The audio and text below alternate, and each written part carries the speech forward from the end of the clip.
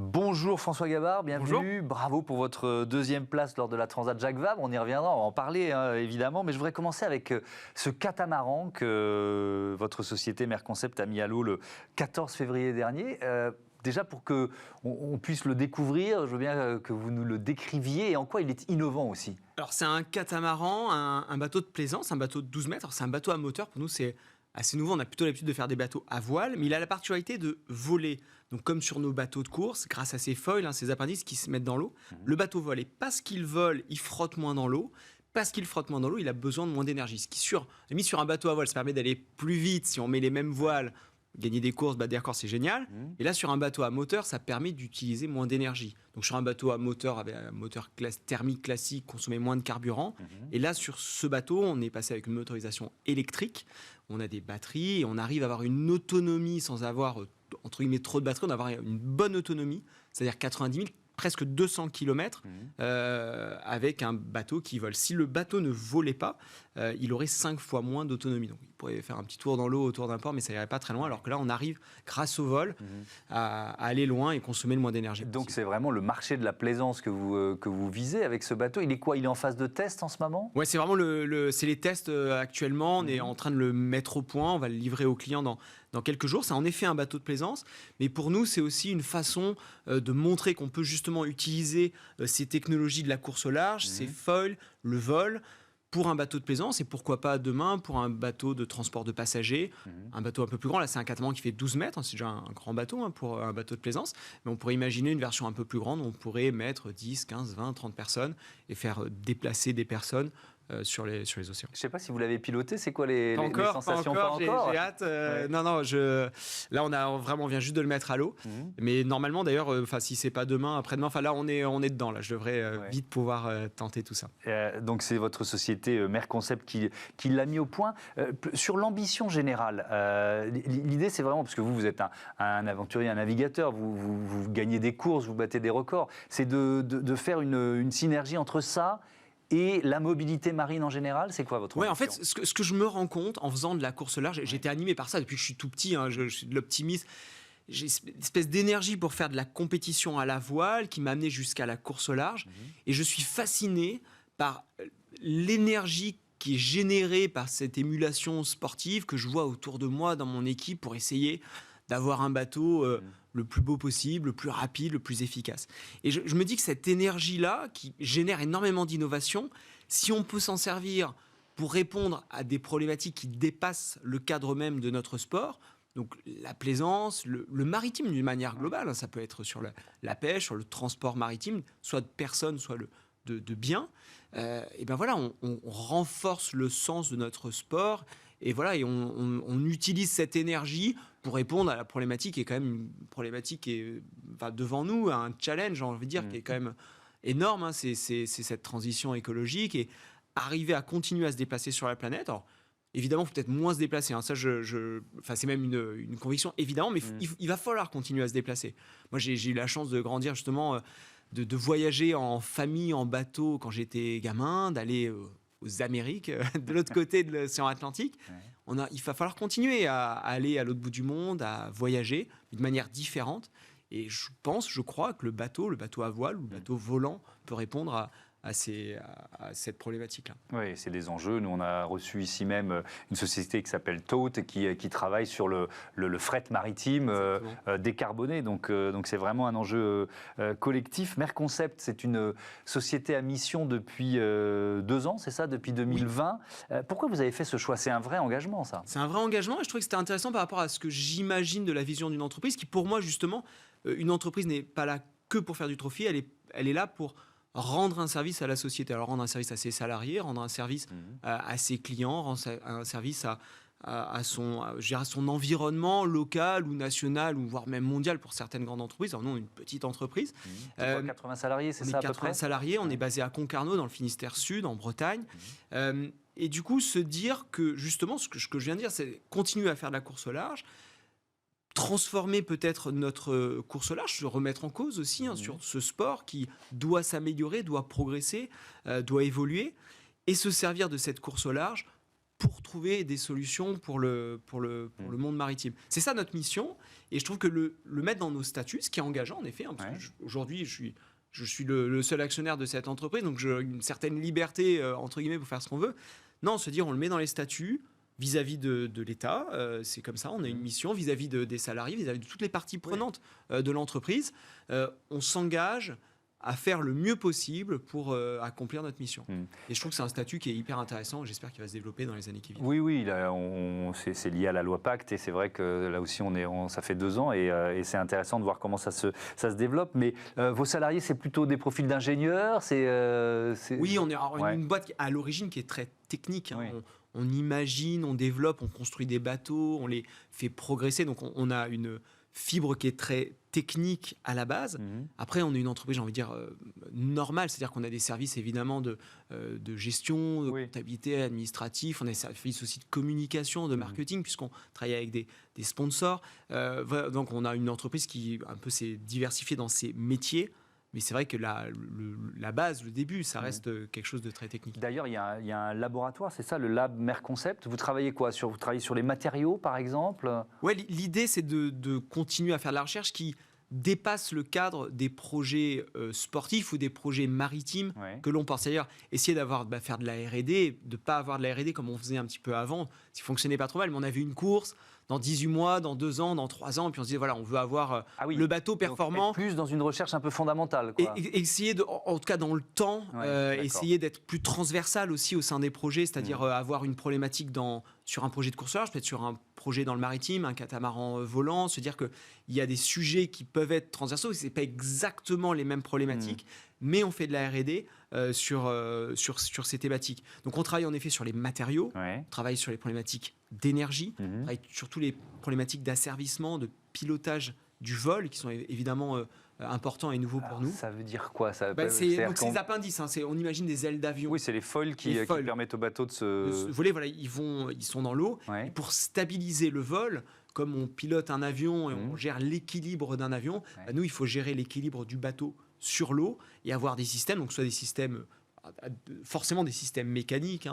On parle de flaps, comme à l'arrière d'un avion. On a des flaps à l'arrière, des foils et des safrans. Et puis après, derrière, il y a des vérins, il y a de l'hydraulique, il y a de l'électronique, évidemment, pour essayer de rendre le vol le plus facile possible. Sur un bateau de plaisance, par exemple, on veut que l'utilisateur, le client, il ait un volant, il ait un accélérateur, et il n'est pas forcément à gérer la complexité de l'équilibre d'un bateau comme la complexité d'un avion, et d'avoir des systèmes qui s'autogèrent pour arriver à avoir un vol performant et sécurisé. Alors justement, on va parler de pilotage un petit peu, puisque Merconcept a également conçu votre nouveau trimaran qui s'appelle SVR Lazartigue, avec ce parti pris audacieux, puisqu'on en avait parlé il y a je ne sais plus, plusieurs mois, presque 1 an, ici même. Le cockpit est à l'intérieur, c'est ça? Ouais, en fait, on essaye de protéger un maximum le cockpit, là où on va barrer le bateau, là où on va piloter, régler les voiles. On est dans une zone qui est la plus protégée possible. Alors, on n'est pas parfaitement étanche à l'intérieur, on fait en sorte qu'on soit le plus protégé possible. Pourquoi on fait ça? Parce qu'on va de plus en plus vite.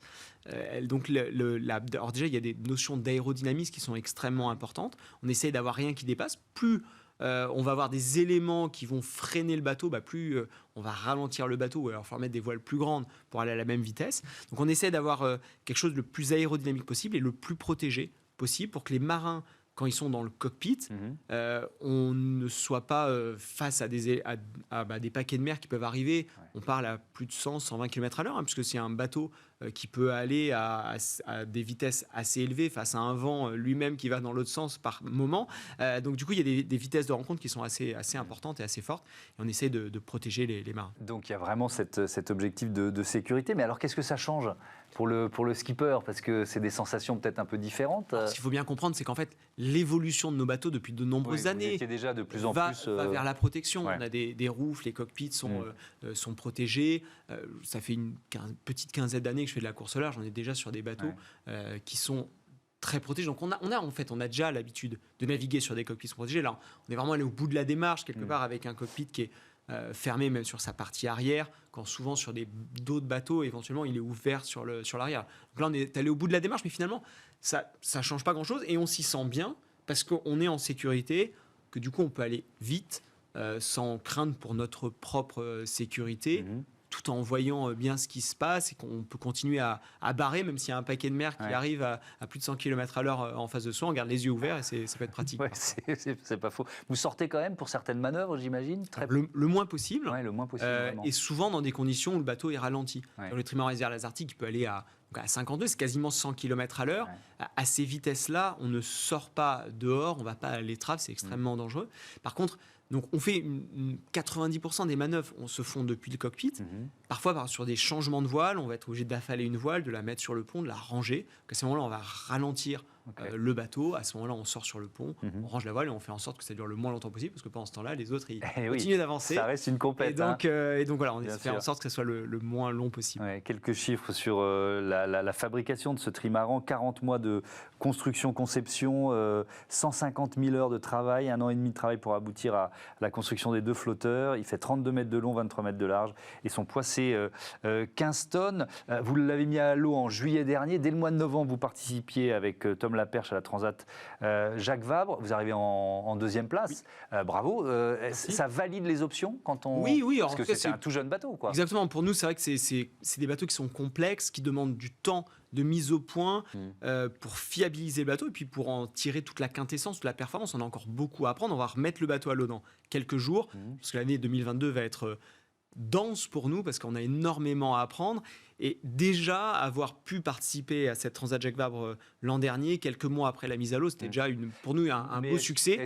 Ça fonctionne bien. Est-ce que vous l'avez poussé au max, quoi, ou est-ce que comme c'était la première course, vous êtes allé un peu... On a commencé à aller vite, mais évidemment, on fait attention. C'est-à-dire que sur les premiers entraînements, on va monter, on dit monter en charge le bateau progressivement. Et c'est vrai que sur cette course-là, on a essayé de ménager le bateau, mais on va le faire de toute façon tout au long de la vie du bateau. C'est juste que le curseur se repousse un petit peu plus à chaque fois. Et donc on a une route du Rhum, par exemple, à la fin de l'année, donc une course en solitaire, sans escale, un Saint-Malo, la Guadeloupe.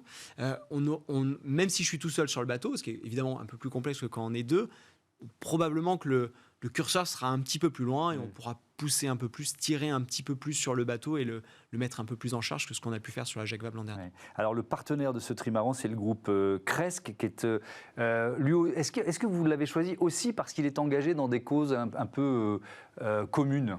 Oui, c'est vraiment extrêmement important en effet quand on travaille avec un partenaire d'avoir une vision commune de notre sport, du partenariat, mais aussi des enjeux, des engagements qu'on veut porter autour de ces projets-là.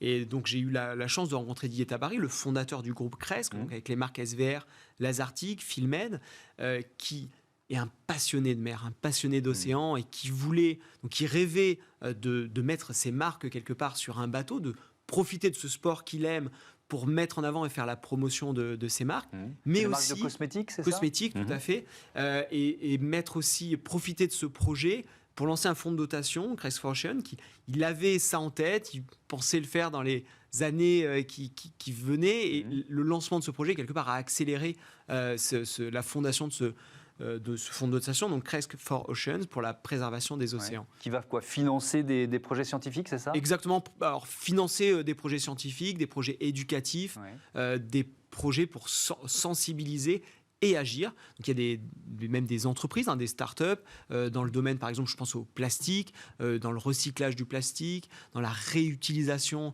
du plastique, dans la captation du plastique, donc des entreprises qui vont être financées par ce fonds de dotation pour essayer de minimiser l'impact qu'on peut avoir sur les océans. Donc là, c'est un engagement qui dure sur combien d'années On a un projet qui nous amène jusqu'en 2025, ce qui est assez extraordinaire d'avoir eu la chance de lancer rapidement, parce que c'est vrai que la dernière fois qu'on s'était parlé, je pense qu'on n'était pas encore en contact. Pas encore le partenaire. En quelques semaines, ce partenariat s'est construit, et c'est assez extraordinaire d'avoir pu construire aussi vite un partenariat sur du long terme. Parce que c'est un bateau qui est conçu pour battre des records, c'est votre objectif? Oui, alors gagner des courses, battre des records, c'est en effet, il y a une alternance de courses et de records sur ces grands trimarans. Vous avez déjà votre programme pour les... Oui, alors qu'ils peuvent évidemment s'affiner en fonction des années, mais oui, on sait qu'on a une roue du Rhum en fin d'année 2022, on sait qu'on a un tour du monde en solitaire en 2023, et on a l'ambition à terme de faire un tour du monde aussi en équipage, probablement en record, donc le trophée Jules Verne, grosso modo de tourner autour de la planète le plus rapidement possible avec un bateau à voile. Vous étiez, François Gabard, à Brest le mois dernier pour le One Ocean Summit, 40 États qui s'y sont engagés à protéger la biodiversité en haute mer. En préparant l'émission, je lisais l'une de vos réactions. Vous dites que c'est bien, il y a eu des engagements forts, maintenant il va falloir surveiller. C'est un peu l'idée ? Oui, alors je ne savais pas trop ce qu'il allait se passer sur le sommet. D'ailleurs, je crois ça s'est un peu fait au fil du chemin, même pour les organisateurs qui ont lancé ce sommet à l'automne dernier. Ce que j'ai pu constater, c'est une volonté, une conviction des gens présents qui était extrêmement forte pour les océans. Ça m'a quelque part rassuré. Ça a été très riche de pouvoir discuter avec des gens qui ne sont pas dans mon univers simplement en course au large, c'est-à-dire des scientifiques, des océanographes, des biologistes, des gens dans le transport maritime, plein de personnes qui touchent quelque part, qui sont partie prenante de l'océan, au niveau international également. Toutes ces personnes, tous les gens qui étaient présents à Brest étaient vraiment, je pense, convaincus, engagés, ont pris des engagements qui sont extrêmement forts, qui va évidemment, oui... Qu'est-ce qui vous semble l'engagement le plus fort, vous ? L'engagement le plus fort, j'ai envie de dire, il est à venir. C'est les négociations sur. Alors, il y a des négociations sur la haute mer dont on parle, qui sont en cours depuis une dizaine d'années au niveau de l'ONU, qui doivent aboutir dans les semaines, on l'espère en 2022. C'est extrêmement complexe dans le contexte géopolitique actuel, parce qu'il faut tous se mettre d'accord autour de la table. Et c'est ça en tout cas, la volonté des pays et des personnes qui sont présentes ici était d'aboutir à ces négociations, et il y avait un consensus sur un accord. Après, il faut arriver à le convaincre l'ensemble de la planète, et ça, évidemment, c'est pas simple, mais j'y crois, je pousse, et je ferai tout pour que ça puisse. Pourquoi ? Parce que cet espace-là, la haute mer ou les eaux internationales, c'est à peu près la même chose. Ça, oui. On a des zones. C'est quoi ? C'est une zone de non-droit ? C'est presque une zone de non-droit ? C'est une zone qui n'appartient à personne. Donc c'est un bien commun, le bien commun de l'humanité. Comme souvent, malheureusement ou heureusement, quand des choses appartiennent à personne, en effet, alors la loi est assez floue sur ces zones-là. Il y a quelques règles, des règles évidemment au niveau trafic maritime, etc. Mais ça n'empêche que c'est en effet une zone qui malheureusement peut légiférer et peut protéger. Et donc il faut, alors que pourtant, c'est une surface de notre planète qui est juste énorme. C'est un volume du vivant sur la planète qui est juste sans aucune comparaison. Ça représente la moitié de la planète, en fait. Oui, la haute mer, un peu plus de la moitié, les océans, plus de 70%. Et ce qu'il faut aussi bien comprendre, c'est que ça a un rôle dans l'équilibre de notre planète, l'équilibre climatique, on en parle beaucoup, rapport du GIEC, là, il y a quelques jours. L'équilibre climatique est en grande partie lié, en tout cas très très fortement lié aux océans et à la bonne santé des océans. Le plancton des océans, les algues, captent du CO2, génèrent de l'oxygène dans l'atmosphère. L'oxygène qu'on respire, à plus de 50%, est généré par les océans. Et cette grande surface, ce grand volume de vie est malheureusement attaqué un peu de toutes parts. Et en effet, il faut le protéger pour que l'ensemble de l'équilibre planétaire tiennent dans les années qui viennent le plus longtemps possible. Le fait, François Gabard, qu'il y ait des chefs d'État, des chefs de gouvernement à ce sommet pour l'océan, pour vous, ça va quoi ? Ça va au-delà du symbole ? On changeait d'échelle, d'une certaine façon. Bien sûr, mais c'est extrêmement important, puisque ce sont des discussions qui doivent de toute façon être internationales, entre pays, au niveau justement... Et pour l'instant, c'était plutôt des techniciens qui discutaient entre eux. Il n'y avait pas trop de chefs d'État qui s'en étaient mêlés. Oui, alors ces discussions sur les BBNJ, ces eaux internationales, la haute mer, existent à l'ONU depuis plus d'une dizaine d'années. En revanche, est-ce qu'elles sont suffisamment représentées, poussées par nos chefs de gouvernement, les chefs de pays? Probablement pas. Et justement, il faut qu'il y ait cette dynamique politique pour aller au bout de ces négociations et arriver à trouver une protection pour la haute mer. Les navigateurs que l'on reçoit dans cette émission disent souvent, d'ailleurs vous nous l'aviez dit la dernière fois, que la dégradation des océans, c'est pas forcément visible. C'est ça qui est terrible. Mais d'une manière générale, la crise environnementale auquel on fait face est assez peu visible. Ouais. On parle de le fameux réchauffement climatique. On ne le perçoit pas d'une manière individuelle.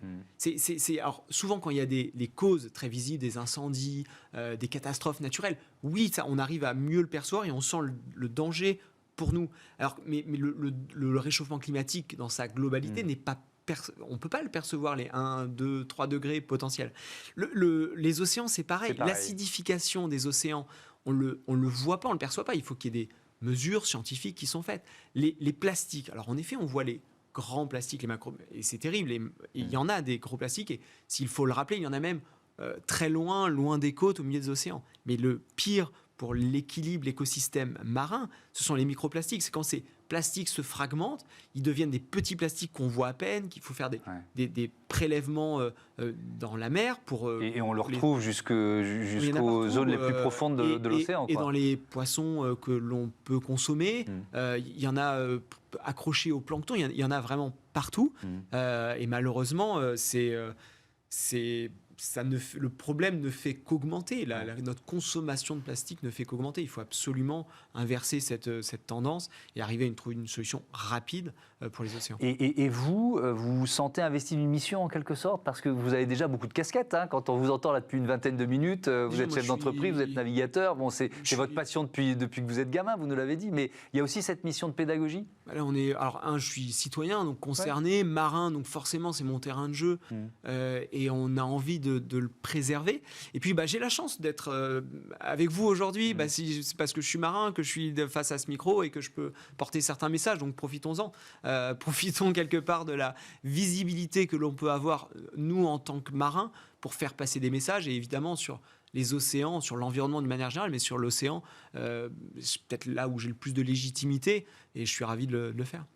Et donc la prochaine course, c'est Route du Rhum, c'est quand exactement les dates ? Route du Rhum, début novembre, au départ de Saint-Malo, course donc en solitaire pour aller en Guadeloupe, en traversée atlantique, à peu près en une petite semaine normalement pour nos bateaux les plus rapides. Ouais, ça va vite maintenant de traverser l'Atlantique. Merci beaucoup, François Gabard, et bon vent évidemment. Je vous dis à bientôt sur l'antenne de Bismart. On passe tout de suite à Smart Ideas, une start-up à l'honneur.